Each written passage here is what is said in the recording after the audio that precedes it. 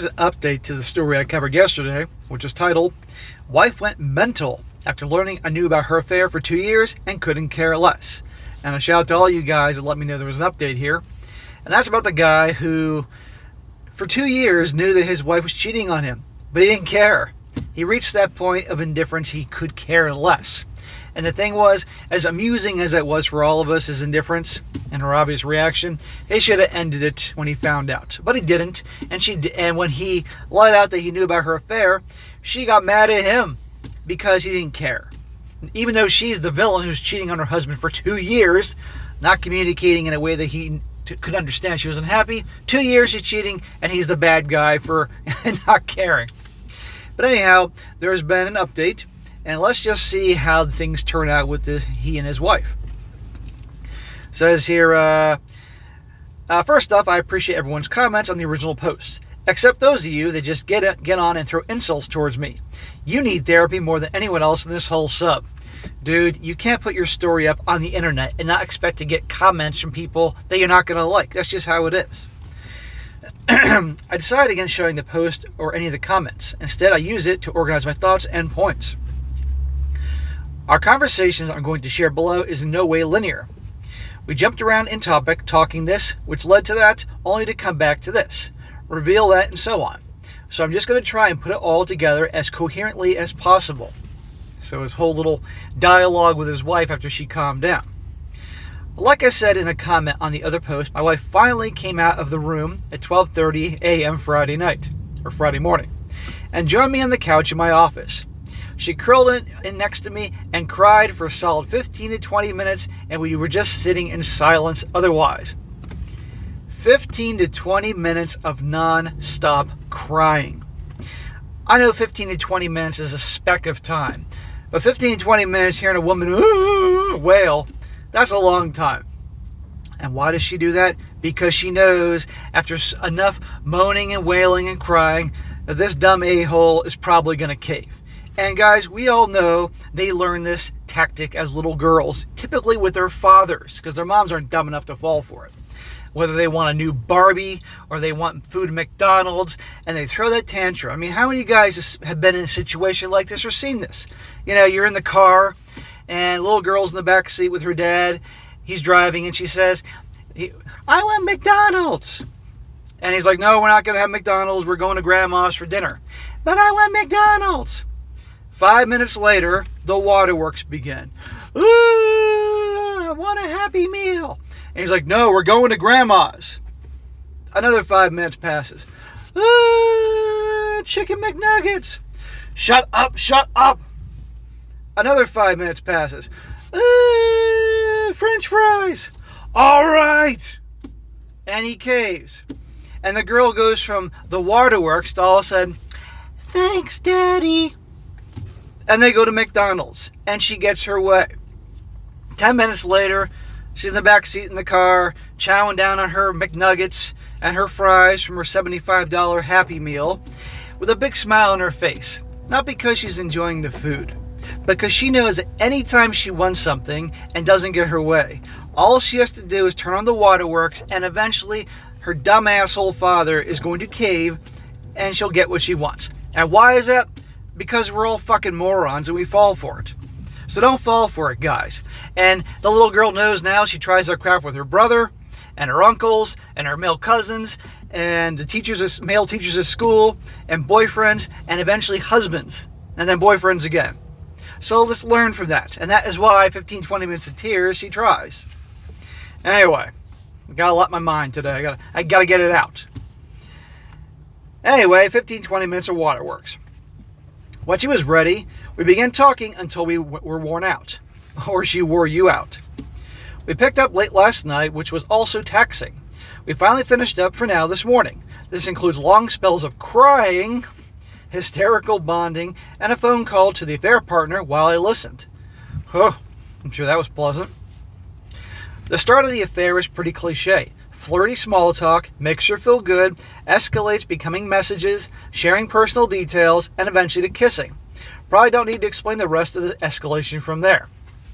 Why are you wasting your time with this shit? Okay, enough is enough. End it. We talked a lot about what got her to that point. She remembers it seemed like nothing she did to get my attention, and I agree with this completely. I also stated that I don't remember too many attempts. She acknowledged that she wasn't very forthcoming in those days, always hinting at what she wanted and not just outright saying it. What I say in the first video.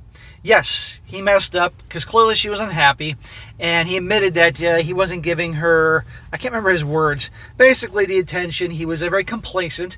And of course, as anybody, people don't want to feel neglected, but right here, she admitted to hinting at what she wanted, not communicating in a way that he understood. And ladies, you can't just expect us to understand your language. You got to understand ours. Be direct with what you want. But she obviously didn't work hard at the hinting. There was one moment she said that broke the camel's back, just a collection of times. When the affair partner came into the picture, the validation was intoxicating. Ding, ding, ding, attention and validation. Especially in contrast to years of neglect. However, she felt like a ton of guilt and shame. She was in the same spot I was when it started, assuming we would just divorce as we were largely just roommates at that point. The hike and the picnic were supposed to be the last bit of assurance that our marriage was over.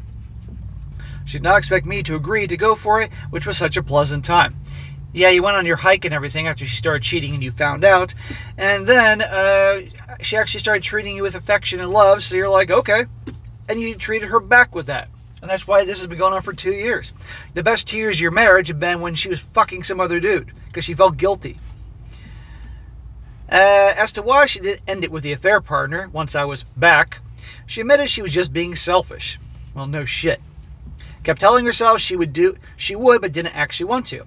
I was playing dates, listening, and back to initiating intimacy often. He doted on her and validated her. Back to the validation. She had the best of everything. Eventually, she just convinced herself what I didn't know didn't hurt me. This made her feel stupid now, knowing I knew the whole time. Yeah. And that she's a selfish a-hole. Best of both worlds, what I tell you. Marry the guy that can provide, and have fun with Chad and Tyrone on the side. We talked about my surveillance, and she said that she is having trouble getting over this and feels betrayed. She feels betrayed. She's been fucking and sucking some other dude for 2 years, but she's betrayed because you were snooping on her, which you have a right to do? You gotta be kidding me. Remember those 15, 20 minutes of tears? She sees he's softening, just like the little girl in the back of the car on the way to McDonald's, and now she can start giving him shit about the surveillance for 2 years, even though she's one doing all the wrong.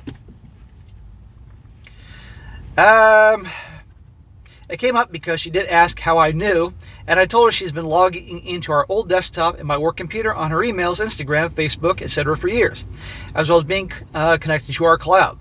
I owned up to how wrong this was. Smack! No, it wasn't. Those tears got to you. But we agreed if we were going to make the reconciliation work, we're going to have to forgive each other for a lot of things. You don't owe her an apology for that, dude. The waterworks got this guy to admit his tricks. So now she knows in the future what not to do so she doesn't get caught. As many said, and were right about, I don't care. My I don't care statement was extremely triggering and hurtful. It took her right back to a place where we used to be, and I took advice and organized my thoughts and told that it wasn't that I don't care. I care about her immensely and changed for the better these last 2 years because I wanted to be there for her. I then explained I should have said it doesn't bother me. She's still trying to wrap her head around this. Well, she had her head wrapped around that guy's dick. I'm trying to explain how I just basically don't feel jealousy or insecurity, which is hard to put into words. It also causes a mix of emotions on her end. I told her that having her be happy again made everything worth it for me. Smack! What about your own happiness, man? You're not perfect. You made mistakes, but she's the worst one here. And she's manipulating you to get what she wants. Make you feel bad. Also, the affair got me off my butt for the first time in years. So in a way, I've kind of told myself it was a blessing these past years. Smack! Finally, to address the breakup with the affair partner, she said once it was out, she went into a doom spiral thinking everything in her life was a sham. Well, she's the one that had the affair for 2 years. That's a lot of freaking affair partner sausage in her mouth and other holes. She felt guilty over everything. Yeah, I can tell. She cut him loose and locked me out. She was basically beating herself up for being awful to both of us. Listening to her call with him was hard even for me. From what she's told me in our conversations and the call, I'm pretty convinced he was in love with her. I think he was holding out hope we would divorce at some point. Oh, boo-hoo for him. He was knowingly effing a married woman. Tough shit. She laid it out for him that we would not, and we're not going to do everything to make our marriage work. He didn't beg or degrade himself, but seemed generally hurt. When the call ended, she reblocked him and said that she's gone no contact so he can heal and eventually go find someone and we can fix our issues. Yeah, okay, let's just sweep under the rug the last 2 years. We are working out our plans to fix our marriage. Smack! The crying worked. Not totally sure where to go from here. She wants individual counseling for herself, so we will make that happen. After she has done that for a while, we will probably start marriage counseling. We're also going to symbolically fresh start, and I'm going to get a new work computer. Fresh start. So now she knows all your tricks, so she can fresh start cheating on you again, now knowing what not to do. From there, it's being open and honest with each other every day and making sure we are the best present in our lives. I love this woman so much, and I want to make this work. Smack! Good luck, dude. You just communicated to her that she can just put on the tears and you'll cave, and there's no repercussions for her cheating. Now to address some of the other questions. Sorry to all the poly people out there, we did not discuss this. She never called herself anything other than a cheater or unfaithful. I don't have the emotional bandwidth to bring this up right now, so if this is ever discussed, it'll be down the road. I've never been tested for autism or depression or anything really. I've always been stoic and raised that men don't show emotion, only when appropriate. I seriously doubt I have any underlying undiagnosed mental health issues. I've never been much of a feeling person, but I'm good in this social scene and understand social norms. Some people just don't feel as deeply as everyone else seems to. I don't know if this is the update everyone wanted. It's not. Where we are all at today. But might be somewhere totally different tomorrow. Right now, all I can do is take it one day at a time. And he goes on for a bunch of other BS, but it's over. So anyhow, as entertaining as was the first one, after 2 years he knew, didn't care. All it took, just like the little girl in the back seat of the car wanting to get her Happy Meal, the waterworks, and he caves.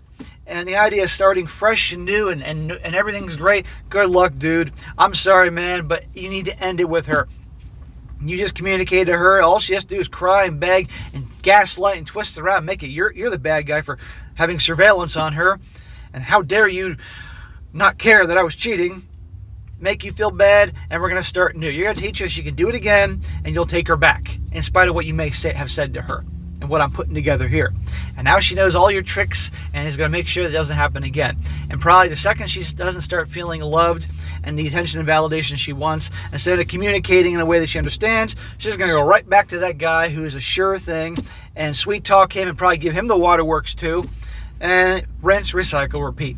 So I wish you the best, but I think you're going to be in for some hurting down the road. But we can all learn from this guy's story, guys, especially with the little girl crying. And don't let those waterworks fool you.